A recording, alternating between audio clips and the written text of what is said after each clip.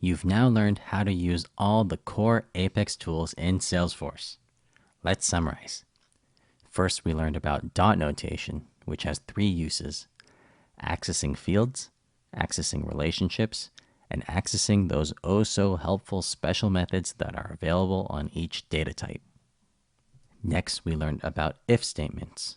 I grilled you on comparison operators, then we used them to create if, else if, and else clauses.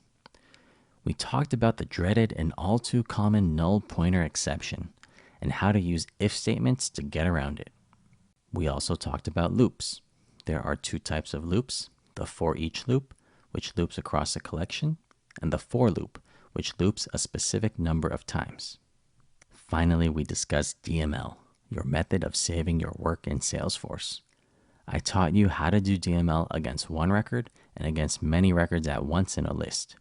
And finally, we learned when to use DML in our triggers and when to avoid it. Hope you learned a lot in this module. We covered a metric ton of topics.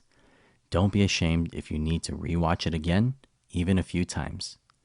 Learning these concepts are arguably the toughest part of learning to code.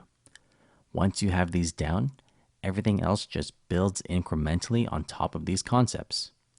So make sure you understand all of these tools before the next module, where we'll use them to write triggers from start to finish. Thanks for watching.